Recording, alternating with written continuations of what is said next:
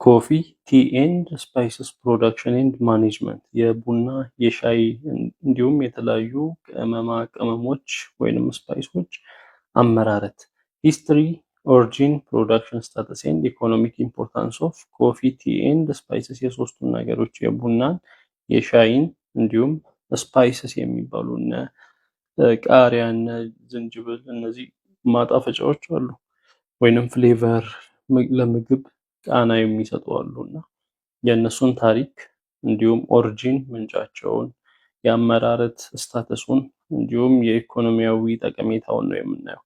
ሂስትሪ ኤንድ ኦሪጂን ኦፍ ኮፊ ቲ ኤንድ ስፓይስስ መጀመሪያ ታሪኩንና ጅማሬውን ነው ኦሪጂን ምንጩን ነው የምናየው። የእነዚህ የመጀመሪያ ኮፊ ቡና ነው። ዘኔም ኮፊ ኢዝ ድራይቭድ ፍሮም ከፋ ኮፊ የሚለው ቃል ከፋ ከሚለው ቃል የተቀዳ ነው። ኢትስ ሂስትሪ ዴትስ ባክ ቱ 850 ሲኢ የቡና አጀማመር ታሪኩ ወደ 850 ሲኢ ኮመን ኢራ ነው። ሲኢ ማለት ኤዲ ከማለት ጋር ተመሳሳይ ነው። ኤዲ ማለት አኖ ዶሚኒ ነው። አኖ ዶሚኒ ደግሞ ዘ ይር ኦፍ ዘ ሎርድ የጌታ ዓመት እንደማለት ነው። ያው ዓመተ ምህረት የሚቆጠረው ቢሲ ቢፎር ክራይስት ከክርስቶስ ልደት በፊትና በኋላ እየተባለ ነው። በአማርኛ ዓመተ ዓለምና ዓመተ ምህረት እየተባለ ነው። ከክርስቶስ ልደት መሰረት አድርጎ ነው እና ይሄ ሲኢ የሚለው ተርም ደግሞ አንዳንድ ነን ክርስቲያን የሆኑ ሰዎችንም ኢንክሉድ ለማድረግ ሲባል ኮመን ኢራ ከክርስቶስ ልደት በኋላ ያለውን ኮመን ኢራ በፊት ደግሞ ቢፎር ኮመን ኢራ ተብሎ ይጠራል ነው። ኤዲ ከማለት ጋር ተመሳሳይ ነው። ኤንድ ፖሲብሊ ስለዚህ የቡና ምርት ወይንም ቡና ታሪኩ የሚጀምረው በ850 ዓመተ ምህረት ነው። and possibly earlier with a number of reports and legends surrounding its first use. The story goes that Kaldi discovered coffee after he noticed that after eating the berries from a certain tree, his goats became so energetic that they did not want to sleep at night.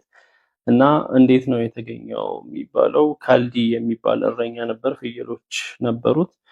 ፍየሎቹ ቀኑን የቡና ፍሬ እየበሉ ውለው ማታ ላይ በጣም ኢነርጀቲክ ሆኑ። አልተኙም እና አልደከሙም፣ ኢነርጀቲክ ሆኑ ማታ ላይ እና ይሄንን አይቶ ነው ይሄንን በመገንዘብ ነው ካልዲ ለመጀመሪያ ጊዜ ያወቀውና ካልዲ ምን አደረገ? reported his findings to the abbot of the local monastery አካባቢው ላይ ያለ ገዳም ውስጥ ላለ አባት ነው ይሄንን ሪፖርት ያደረገው ካልዲ። of more than 100 species in the genus Coffea, the 3 species used in the production of the beverage of coffee are coffee arabica እና ወደ 100 የሚጠጉ የቡና ዝርያዎች አሉ ወይንም genus Coffea ውስጥ ወደ 100 ዝርያዎች አሉ። ከነዛ ውስጥ የቡና መጠጥን የሚጠጣውን ቡና ለመስራት የሚያገለግሉ የዝርያ አይነቶች ኮፊ አረቢካ አለ ወይንም አረቢካ ኮፊ የሚባል ኮፊ ሳኔፎራ ፒ አለ ወይንም ሮበስታ ኮፊ የሚባል ኮፊ ላይቤሪካ አለ ላይቤሪያን ወይንም የላይቤሪካ ኮፊ ነው። all commercial coffee species originate from Africa and belongs to the genus Coffea እና ሁሉም ንግድ ላይ የሚውሉ የቡና ዝርያዎች ምንጫቸው ኦሪጂናቸው አፍሪካ ነው፣ ከአፍሪካ ነው የተገኙት ነው እና ጂኒየስ ኮፊያ ውስጥ ነው ያሉት። the high quality coffee arabica species originates from the rainforests in the southwestern highlands of Ethiopia. የኮፊ አረቢካ የሚባለው ሃይ ኳሊቲ ያለው ጥራት ያለው ኮፊ አረቢካ ከኢትዮጵያ ደቡብ ምዕራብ ተራራማ ወይንም ሃይላንድ አካባቢዎች የሚገኝ ነው። ከኢትዮጵያ የሚገኝ ነው ኮፊ አረቢካ። ወደ ቲ ስንመጣ ሻይ ነው። the history of tea spreads across multiple cultures over the span of thousands of years. ወደ ሺህ ዓመታትን ያስቆጠረ ነው። የሻይ ታሪክ ወደ ሺህ ዓመታትን ያስቆጠረ ነው። በብዙ ሀገራት ባህሎች ውስጥ ያለ ነው። according to legend, while a Chinese renowned herbalist Shen Nug was sitting under a tree and watching his servant boil drinking water, some leaves from the nearby tree blew into the boiling water. እና ታሪክ እንደሚነግረን ከሆነ የቻይና የታወቀ ሄርባሊስት ወይንም ከቅጠላቅጠሎች መድኃኒት የሚሰራ ነው ሄርባሊስት የሚባለው። ቅጠላቅጠሎች ላይ የሚሰራ ነው። ሼን ኑንግ የሚባል ሄርባሊስት ነው እና የሱ ሰርቫንቶች ወይንም የሱ አገልጋዮች ምን ያደርጋሉ? ውሃ ሲያፈሉ ጫካ ውስጥ ከዛፍ ላይ የሆኑ ቅጠሎች ወደዛ ወደሚፈላው ውሃ ውስጥ ይገባሉ እና tea was originated in southwest China as a medical drink, most likely in the Yunnan region during the Shang dynasty. እና ሻይም በዚህ መልክ ነው የተገኘው። ሻይ የተገኘው በደቡብ ምዕራብ ቻይና ውስጥ ነው። እንደ ሜዲካል ድሪንክ ነው፣ እንደ መድኃኒትነት የሚጠጣ ነው።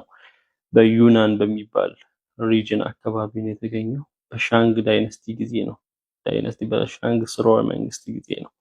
Tea first came to be known to Western civilization through the Portuguese priests and merchants in the early 16th century. ወደ ምዕራባውያን ስልጣኔ የገባው ሻይ በመጀመሪያ ፖርቹጋላዊ በሆኑ ቄሶች ወይንም ፕሪስቶች ነው እና በነጋዴዎች በ16ኛው ክፍለ ዘመን tea was introduced to Ethiopia and started operation at a small scale in the early 1920s during the time of Empress Zawditu, the first female head of an internationally recognized country in African continent in the 19th and 20th century. ሻይ ወደ ኢትዮጵያ የገባው ለመጀመሪያ ጊዜ በ1920 ነው። በ1920 በስሞል ስኬል ኦፕሬሽን መደረግ ተጀመረ። 1920 ንግስት ዘውዲቱ የኢትዮጵያ ንግስት መሪ በነበረችበት ጊዜ ነው። ከአፍሪካ ለመጀመሪያ ጊዜ በአፍሪካ እውቅና ያለው ሀገር መሪ የሆነች ሴት መሪ ናት በአፍሪካ በ19ኛው እና በ20ኛው ክፍለ ዘመን ላይ። Camellia sinensis is a species of evergreen shrubs or small trees in the flowering plant family. እና ካሜሊያ ሲኔንሲስ የሚባል ሳይንቲፊክ ኔም ያለው ነው። የሻይ አረንጓዴ የሆነ ቅጠል ነው። እዚህ ጋር እንደምናየው it is evergreen shrub whose leaves and leaf buds are used to produce tea. እና ይሄ ቅጠሎቹ እንዲሁም የሊፍ በድ ጫፍ ላይ ያሉት የሊፍ በዶች እነሱ ሻይ ለማምረት ይጠቅማሉ። common names include tea plant, tea shrub or tea tree እና ስሙ የሻይ እጽዋት ይባላል፣ የሻይ ቅጠል ይባላል፣ የሻይ ዛፍም ይባላል። ቲ ፕላንት ተብሎ ይጠራል ወይንም ስፔሻሊ ካሜሊያ ሲኔንሲስ ተብሎ ይጠራል። ወደ ስፓይሲስ ስንመጣ ስፓይሲስ are the aromatic parts of tropical plants traditionally used to flavor food or the dried seeds or fruit of temperate plants used in the same way. ስፓይሲስ እንግዲህ ማጣፈጫዎች ናቸው። የምንጠቀመው ምግቦችን ለማጣፈጥ ነው። ፍሌቨር ጥሩ ቃና ጥሩ ጣዕም እንዲኖራቸው ለማድረግ ነው። ስሩን ወይንም ዘሩንም ልንጠቀም እንችላለን። የተለያዩ ፓርቶችን ልንጠቀም እንችላለን። የስፓይሲስ ኤሲድ fruit, root, bark or other plant substance primarily used for flavoring or coloring food. በዋናነት የምንጠቀመው ሲድ ሊሆን ይችላል። ዘሩን ኮረሪማ የሚባሉትን እና አብሽ የሚባሉትን እናውቃለን። አዝሙድ የተባሉ ብዙ ማጣፈጫዎች አሉ። ወይንም ፍሩቱን ሊሆን ይችላል የምንጠቀመው፣ ወይ ስሩን እንደ ዝንጅብል ወይንም ባርክ ቅርፊቱን እንደ ሻይ ማጣፈጫ ሻይ ለማጣፈጥ የሚጠቅም እና ሌላም የእጽዋት ፓርቶችን ነው የምንጠቀመው። ምግብን አንደኛ ፍሌቨር ጥሩ ሽታ ጥሩ ጣዕም እንዲኖረው፣ ከለሩንም እንዲቀይር እነ በርበሬ እነ ሚጥሚጣ የምናይበት ጊዜ The spices origin has been known to date back to ancient times in Egypt as recorded in the Bible as valuable trade items. እና የስፓይስስ ኦሪጂን ወይንም ጅማሬ ወደኋላ ወደ ጥንት ግብጽ ነው የሚወስደን። በመጽሐፍ ቅዱስ ላይም እንደተጻፈው ቫሉየብል የሆነ የትሬድ አይተም ነው፣ የንግድ አይተም ነው ይሄ ስፓይስስ። The use of spices moves from Egypt through the Middle East and spread to the Mediterranean and Europe. ስለዚህ የስፓይሲስ ጥቅም ከኢጅፕት አጠቃቀም ወይንም ሰዎች ከኢጅፕት ጀምሮ በሚድል ኢስት በኩል በመካከለኛው ምስራቅ ወደ ሜዲትራኒያን እንዲሁም ወደ አውሮፓ ተሰራጨ። for so many years the Arab middlemen control the spice trade ለብዙ ዓመታት ይህንን የስፓይስ ንግድን የተቆጣጠሩት የአረብ ሰዎች ናቸው።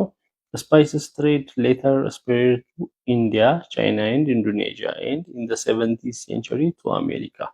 ይሄ የስፓይሶች ንግድ ወደ ኢንዲያ ተሰራጨ፣ ቻይና፣ ኢንዶኔዥያ ከዛ በ19ኛው ክፍለ ዘመን ወደ አሜሪካ ደረሰ። Spices could be of indigenous or exotic origin. ስፓይስ ሀገር በቀል ሊሆን ይችላል፣ እዛ ሀገር ላይ የሚበቅል የሆነ ቦታ ላይ የሚበቅል ወይንም ከዛ ሀገር ውጪ ከሌላ ቦታ የሚመጣ ኤግዞቲክ ሊሆን ይችላል። Indigenous spices are those that actually originated in a particular region, while እንግዲህ ኢንዲጂነስ የሚባለው የሆነ አካባቢ ላይ ኦሪጂኔት የሚያደርግ የሚበቅል ለዛ አካባቢ እዛው የበቀለ ሀገር በቀል ሲሆን ኢንዲጂነስ ይባላል። ኤግዞቲክ are those are imported from other region. ኤግዞቲክ የሚባሉት ደግሞ ከሌሎች አካባቢዎች ኢምፖርትድ የሚሆኑ ናቸው። Some spices are of temperate plants, while from the tropical region. እና አንዳንድ ስፓይሶች ከቴምፕሬት ከሆኑ የቴምፕሬት የአየር ፀባይ ካላቸው እጽዋቶች የሚገኙ ነው። ሌሎቹም ከትሮፒካል ሪጅን ይገኛሉ። ፕሮዳክሽን ስታተስ ኤንድ ኢኮኖሚክ ኢምፖርታንስ ምን ይመስላል? የሶስቱ የአመራረት ሁኔታው ስታተሱ እንዲሁም የኢኮኖሚያዊ ጠቀሜታ። ኮፊን ስናይ መጀመሪያ among the most important agricultural commodities on the world market and is cultivated on approximately 10.3 million hectares and represents the sole economic income for more than 25 million families. ኮፊን ስናይ በዓለም አቀፉ ገበያ ላይ በጣም ኢምፖርታንት የሆነ የግብርና ምርት ነው። ወደ በ10.3 ሚሊዮን ሄክታር በዓለማችን ላይ ነው የሚተከለው ቡና ለ25 ሚሊዮን የሚሆኑ ቤተሰቦች የገቢ ምንጭ ሆኖ ያገለግላል። እንደ ፋኦ መረጃ ፉድ ኤንድ አግሪካልቸራል ኦርጋናይዜሽን ድርጅት ነው። According to FAO, the crop is produced and exported by more than 60 nations. ይሄ ክሮፕ ወይንም ምርት ከ60 በላይ ሀገራት ኤክስፖርት ያደርጋሉ የቡና ምርትን በፋኦ መረጃ መሰረት። It is produced in about 80 tropical countries with an estimated 125 million people depending on it for their livelihoods in Latin America, Africa and Asia. ወደ 80 የዓለማችን ትሮፒካል የአየር ፀባይ ያላቸው ሀገራት ያመርቱታል እና ወደ 125 ሚሊዮን የሚጠጉ ሰዎች መተዳደሪያቸው አድርገው ይጠቀሙታል። በላቲን አሜሪካ፣ በአፍሪካ፣ በኤዥያ በዋናነት። ኮፊ ፕሮዲዩሲንግ ኤሪያስ አር ሎኬትድ ኢን ላቲቲዩድ ቢትዊን 22 ዲግሪ ኖርዝ ኤንድ 26 ዲግሪ ሳውዝ። ከምድር ወገብ በላይ 22 ዲግሪ ኖርዝ፣ ከምድር ወገብ በታች 26 ዲግሪ ሳውዝ ላይ ያሉ ሀገራት እስከዛ በዛ ጋፕ ያሉ ሀገራት ነው ቡናን የሚያመርቱት። Overall, the annual production of coffee is estimated at 9 million tons of green beans. እና በአጠቃላይ በአመት የሚመረተው የቡና ምርት ወደ 9 ሚሊዮን ቶን ግሪን ቢን ነው ወይንም ፍሬ ነው። It is considered as one of the top cash crops in developing countries. በማደግ ላይ ያሉ ሀገራት እንደ ዋና ካሽ ክሮፓቸው ነው። ካሽ ክሮፕ ማለት ለንግድ ለገቢ የሚውል ምርት እንደማለት ነው፣ የሚሸጥ። It is also the second most valuable commodity next to fuel. ከፊውል ከነዳጅ ቀጥሎ ሁለተኛው valuable የሆነ ወይንም ጥቅም ያለው ኮሞዲቲ ነው ቡና። Coffee accounts for the lion's share of Ethiopian export earnings and plays an important role in the economy and livelihoods for rural population. ኮፊ ቡና በኢትዮጵያም የኤክስፖርት ገቢ ላይ ወይንም የውጭ ምንዛሪ ገቢ ላይ የአንበሳውን ድርሻ የሚይዝ ነው እና በኢትዮጵያ ኢኮኖሚ መተዳደሪያ ላይ ለገጠሩ ማህበረሰብ በጣም ጠቃሚ የሆነ ምርት ነው። It also accounts for 25 to 30% of Ethiopia's total export earnings. ኢትዮጵያ በአመት ከምታገኘው አጠቃላይ ገቢ ከ25 እስከ 30% የሚሆነውን የሚሸፍነው ቡና ምን ያህል ብዙ እንደሆነ ተመልከቱ። and 5% of GDP አጠቃላይ ኢትዮጵያ ውስጥ ከሚመረቱ ምርቶች GDP gross domestic product በአመት ውስጥ አገሪቷ ከምታመርተው ምርት 5% ቡና ነው። Coffee generates income for producers and traders. ቡና ለአምራቾች እንዲሁም ለነጋዴዎች የገቢ ምንጭ ነው፣ ገቢ ያስገኛል። ወደ ሻይ ደግሞ ስንመጣ tea is one of the most important non-alcoholic beverage drinks worldwide. ቡና ሻይ በጣም ጠቃሚ የሆነ አልኮል የሌለበት መጠጥ ነው በዓለም አቀፍ ደረጃ። The total world tea production was estimated about 2.68 billion kilogram of made tea. አጠቃላይ በዓለማችን ላይ የሻይ ምርት ወደ 2.68 ቢሊዮን ኪሎግራም ያህል ይመዝናል። የሻይ ሜድ የተሰራው ሻይ in 2005 it raised to about 3.1 billion kilogram of made tea. በ2005 ወደ 3.1 ቢሊዮን አድጎ ነበር ይሄ ቁጥር በኪሎግራም። in Britain per individual tea consumption is 1.9 kilogram per year. በብሪቴን በእንግሊዝ አንድ ሰው በአመት 1.9 ኪሎግራም ሻይ ኮንሱም ያደርጋል ይጠቀማል በአመት። but in Ethiopia it is 70 gram per year. ወደ ኢትዮጵያ ስናመጣው ግን አንድ ሰው 70 ግራም ብቻ ነው በአመት የሚጠቀመው ሻይ። Ethiopia has 3 private estates producing tea is around 7000 ton. ኢትዮጵያ 3 የእርሻ ማሳዎች አሏት። የእርሻ ፕራይቬት ስቴት ሲባል ረጃጅም የእርሻ ማሳ፣ ሰፋፊ የእርሻ ማሳ፣ በጣም ሰፊ የሆነ የሻይ ምርት የሚመረትበት የሻይ ማሳ አላት። ወደ 7000 የሚያህል ቶን ሻይ ይመረታል። The economic importance of tea is that it is the source of foreign currency for countries that produce it abundantly. ጥቅሙ ምንድነው? የኢኮኖሚያዊው ጥቅሙ ያንን ለሚያመርቱ በብዛት ለሚያመርቱ ሀገራት የውጭ ምንዛሪን ያስገኝላቸዋል፣ ወደ ውጭ ይላካል። Tea makes a significant contribution to food security as the income from tea covers food important bills. የምግብ ዋስትናን ለማረጋገጥ ይጠቅማል ሻይ። ለምን? ከሻይ የሚገኘው ገቢ አስፈላጊ የሆኑ ምግቦችን ለመግዛት ስለሚያስችል።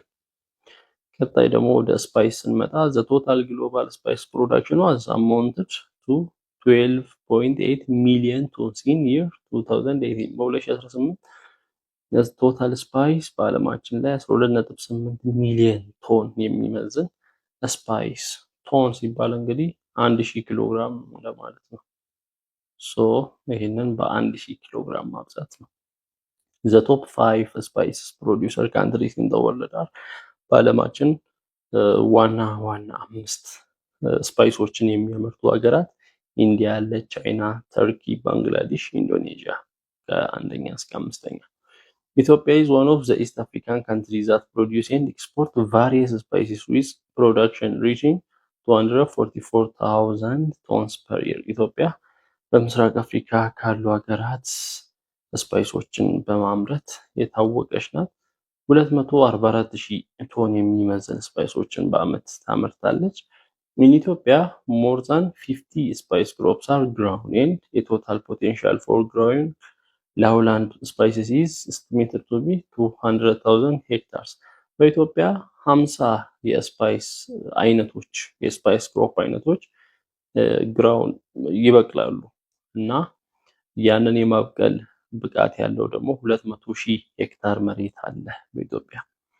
The country mainly produces በሀገሪቷ በዋናነት የምታመርታቸው ቺሊ ማለት እንደዚህ ቃሪያ ነው። ቃሪያ አለ፣ ሌላ ቱርመሪክ የሚባል አለ። ቱርመሪክ ደግሞ እርድ ነው። ቱርመሪክ እርድ። ከዛ ደግሞ ጂንጀር አለ። ጂንጀር ዝንጅብል ነው። ኪዩሚን እንደዚህ አይነት የሚባለው ይሄኛው ነው። ፌኖግሪክ አለ። ፌኖግሪክ እዚህ ጋር እንደምናየው አብሽ ብለን የምንጠራው ነው። ኮሪያንደር አለ። ኮሪያንደር ይሄ ነው፣ ሲድ ነው።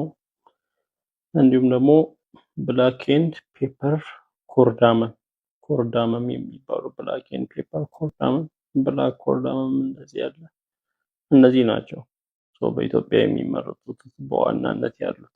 ስፓይስ ፕሮዳክሽን ኢን ኢትዮጵያ ዋዝ ኤክስፓንድድ ቢትዊን 1995 and 2011 from 107,000 to 153,000 tons with an annual growth rate of 9.5%. በኢትዮጵያ የስፓይስ ፕሮዳክሽን ከ1995 እስከ 2011 ባለው ስናይ ከ107,000 ቶን ወደ 153,000 ቶን ነው ያደገው። በየአመቱ 9.5% እድገት እያሳየ ነው የሄደው። The total spice production in Ethiopia increased from 234,000 tons in 2013 to 356,000 tons in 2018 እና በኢትዮጵያ ይሄ የስፓይስ ፕሮዳክሽን በ2013 ወደ 234,000 ቶን ነበር የሚመረተው። በ2018 ወደ 356,000 ቶን ወደዛ አደገ። while the area under spice cultivation increased from area ይሄ ስፓይስ የሚተከልበት ከ15,000 ሄክታር ከ150,000 ሄክታር ኤሪያ ወደ 270,000 አድጓል ነው። በየጊዜው እያደገ ሄደ ማየት እንችላለን። ኢኮኖሚያዊ ጠቀሜታው ምንድነው ከተባለ can offer additional opportunities for employment within the family and income earned can be used as a safety net in times of need and or used to pay for medical expenses that family may require። እንግዲህ የሚሸጥ ከሆነ ኢኮኖሚውን በምናይበት ጊዜ ገቢ ያስገኛል። የሚሸጥ ሲሆን ገቢ ያስገኛል። ያንን ገንዘብ ለተለያየ ዓላማ ያ ቤተሰብ ሊጠቀመው ይችላል። እንደ ሴፍቲ ኔት ያገለግለዋል። ለጤናው፣ ለሜዲካል ኤክስፔንስ፣ ለሕክምና ሊያወጣ ይችላል። ለምግብ ሊያወጣ ይችላል። Many spices, herbs and essential oils are produced in the tropics, providing developing countries export opportunities. በማደግ ላይ ላሉ ሀገራት ደግሞ ኤክስፖርት ኦፖርቹኒቲ ወደ ውጭ ሀገራት ኤክስፖርት እንዲያደርጉ ያስችላቸዋል የተለያዩ ስፓይሶችን። There is also a good potential for small scale processing on farm that can provide value adding activities and higher income from the sale of processed spices። እና ያንን እነዛን ስፓይሶች ደግሞ ዝም ብሎ እንደዚህ ጥሬ እንደሆኑ ከመሸጥ እንደዚህ ፕሮሰስ አድርጎ አሁን እዚህ ጋር እርድን ስናይ እንደዚህ ያለ ነው። አይ ቲንክ ስር ነው። እሱን እንደዚህ ወደ እርድ ቀይሮ ሲሸጡ ገቢው ይሄ ቫልዩ አድ ማድረግ ይባላል። ገቢውም ከፍ ይላል። ዝም ብሎ ያለን ነገር እንደዚህ ራው እንደሆነ ከሚሸጥ ፕሮሰስ ተደርጎ ተዘጋጅቶ ታሽጎ በሚሸጥበት ጊዜ ከፍ ያለ ገቢ ያስገኛል ነው። ኢኮሎጂካል ኤንድ ሶይል ሪኳየርመንትስ እንግዲህ ኢኮሎጂ ምን አይነት ኢኮሎጂ ላይ ይበቅላል፣ ምን አይነት አፈር ያስፈልጋል፣ ምን አይነት አካባቢ ላይ ይበቅላል የሚለው ቡና፣ ሻይ እና ስፓይሶች። The productivity and longevity of coffee plantation depends upon the environmental conditions and management። ቀድመን የምናየው ኮፊ ነው። የኮፊ ምርታማነት እንዲሁም እድሜ ረጅም እድሜ ለረጅም ጊዜ መያዝ ቡና ዲፔንድ የሚሆነው እንደ አካባቢው ሁኔታ ነው፣ ኮንዲሽን ነው፣ እንዲሁም እንደ ተንከባከቡት መጠን ነው። አይዲያል ኮንዲሽንስ permit good crops to be harvested annually without exhaustion and dieback and without pests and diseases። ስለዚህ የተመቸ ኤንቫይሮንመንት ሁሉም ነገር የተመቻቸ ሲሆን የቡና ባህሪ እንዴት ነው? አንዴ ተክሉ ካለ ዘንድሮም ይይዛል። ከዛ ያ ተክሉ ራሱ ለመጪም ይይዛል። ያ ሳይነቀል ዝም ብሎ በየአመቱ እንደነ ሌሎች እንደነ ማንጎ እንደነ አቮካዶ አንዴ የተተከለው የቡና ተክል በየጊዜው እየያዘ ነው የሚቀጥለው እና በሽታ እስከሌለ ድረስ ያለ በሽታ ያለ ተባይ እንደማለት ነው። ሶ አሪፍ ምቹ ሁኔታ ሲኖር ነው። ሶ ኮፊን ስናይ ኮፊ አረቢካ ለኮፊ አረቢካ ምቹ ኦፕቲማል ቴምፕሬቸር እድገቱ ከ18 እስከ 24 ዲግሪ ሴልሺየስ ነው። የአፈር ሪኳየርመንቱን ስናይ ቮልካኒክ ሬድ ኤርዝ ኦር ሳንዲ ሎምስ ዊዝ ጉድ ስትራክቸር ኤንድ ቴክስቸር፣ የእሳተ ገሞራ ቀይ አፈር ወይንም ቀይ መሬት ላይ ይይዛል። እንዲሁም ሳንዲ የሆኑ አሸዋማ የሆነ ሎም የሆነ አፈር ላይም ይይዛል። ወደ ሁለተኛው የቡና አይነት ኮፊ ሮቡስታ ወይንም ካኒፎራት ወደሚባለው የሚበቅለው እና ኮፊ ላይቤሪካም አለ ከ24 እስከ 26 ዲግሪ ሴልሺየስ ላይ ይበቅላል። የሚፈልገው ፈርቲል የሆነ ለም የሆነው ዌል ኤሬትድ ፍሪ ድሬኒንግ ኤንድ ስላይትሊ አሲዲክ ሶይል፣ ዌል ኤሬትድ አየር የሚተላለፍበት ጭቃ የሆነ ድፍን የሆነ አፈር ሳይሆን ኤሬትድ የሆነ ክፍት መሃል። ኤሬትድ ማለት አፈሩ አየር ያስገባል ነው ወይንም ቀዳዳዎች አሉት ነው እና ፍሪ ዋተር ሙቭ ያደርጋል፣ ኤር ሙቭ ያደርጋል፣ ኤሬትድ ነው። ነገር ግን ጭቃ በሚሆንበት ጊዜ ዝግ የሆነ አፈር አለ። በቃ ምንም ውሃ ሲፈስ ወደ ውስጥ የማይገባበት ጭቃው የሚሆን። ይሄኛው ግን ኤሬትድ የሆነ ቡና ለማምረት እንደዛ ነው። ወደ ሻይ ስንመጣ ደግሞ ሞዴሬቱ ሃይ ሬንፋል ዝናብ ይፈልጋል። ከመካከለኛ እስከ ከፍተኛ ዝናብ ይፈልጋል። ዝናብ ከሌለ ኢሪጌሽን ኢዝ ዩዝድ ዌን ሬንፋል ለዛ 1200 ሚሊሜትር በጌጅ በሚሊሜትር ሲለካ ከ1200 ሚሊሜትር ያነሰ ዝናብ፣ ሚሊሜትር ማለት ዝናብ ይለካል። የዝናብ የሚለካ መሳሪያ አለ። እሱ ምንድነው የሚደረገው? ዝናብ ሲዘንብ ይሄ እንደዚህ ሚሊሜትር ምን ያህል ወደ ላይ ምን ያህል ሚሊሜትር ገባ የሚለው እንደዚህ ዝናብ እንዲገባ ይደረጋል። ውጭ ላይ ይቀመጣል ማለት ነው። ይሄ እየተንጠባጠበ ይሄንን ይሞላዋል። ምን ያህል ወደ ላይ ምን ያህል ሚሊሜትር ገባ የሚለውን ይመዘግባል። ስለዚህ አመታዊ ሬንፋል የአመቱ እንደዚህ ተመዝግቦ አቨሬጅ ተሰርቶ ከ1200 ሚሊሜትር የሚያንስ ከሆነ በመስኖ ማልማት ይቻላል። ሙቀት ደግሞ ኦፕቲመም ሙቀት ለሻይ ከ21 እስከ 29 ዲግሪ ሴልሺየስ ነው። የአፈር አይነት ደግሞ ጉርቲ ሶይል ሳር ኦፍ ቮልካኒክ ኦሪጂን፣ የቮልካኒክ የእሳተ ገሞራ ኦሪጂን ያላቸው አፈሮች ምቹ ናቸው ለሻይ ምርት። ዘ ቤስት ሶይል ታይፕ ፎር ዘ ፕሮዳክሽን፣ ለማምረት የሚያስፈልገው ቤስት ታይፕ ሶይል አሲዳማነቱ ፒኤች ከ4.5 እስከ 5.5 ያለው ነው። እንዲሁም ስፓይስን ደግሞ ስናይ ጂንጀር አለ፣ ዝንጅብል። ሬንፋል ሄቪ ኤንድ ዌል ዲስትሪቢዩትድ ሬንስ፣ ዝናብ ይፈልጋል እና በደንብ ዲስትሪቢዩት የሆነ የሚዳረስ ዝናብ ያስፈልጋል ለዝንጅብል። የሚፈልገው ሙቀት ከ28 እስከ 35 ዲግሪ ሴልሺየስ ነው።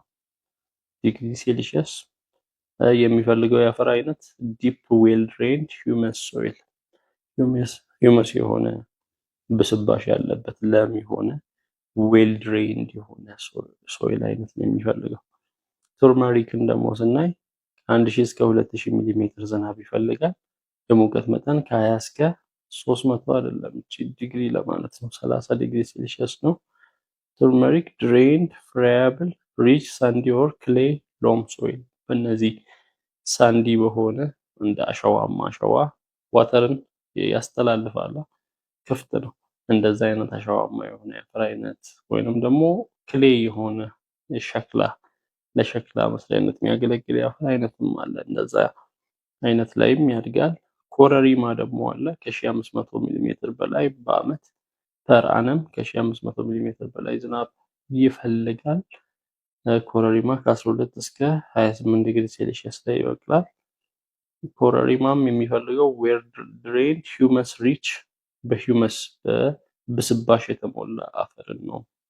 ፎረስት ሶይል የጫካ ሶይል ላይ፣ የጫካ አፈር ሲባል ብስባሽ አለበት። ይሄ ዛፉም ከዛፍ ላይ ቅጠሎች ወርደው እነዛ ይበሰብሳሉ እና ፒኤች ከ5 እስከ 6.5 ነው። ፔፐር ደግሞ አለ። ፔፐር ማለት እንደ ቃሪያ ሆኖ ከቃሪያ እንደዚህ ወፈር የሚል አይነት ነው። እሱን ለማምረት አኑዋል ሬንፋል ከ1250 እስከ 2000 ሚሊ ሜትር ይፈልጋል። ደግሞ የሙቀት መጠን ከ10 ዲግሪ ሴልሺየስ እስከ 40 ዲግሪ ሴልሺየስ ባለው ይበቅላል። ፔፐር ምን አይነት አፈር ይፈልጋል ሲባል ክሌይ የሆነ የአፈር አይነት፣ ሬድ ቀይ አፈር፣ ሳንዲ የሆነ አፈርም፣ ላተሪቲክ ሶይልስ፣ ፒኤች ከ4.5 እስከ 6 ባለው ፒኤች ያድጋል።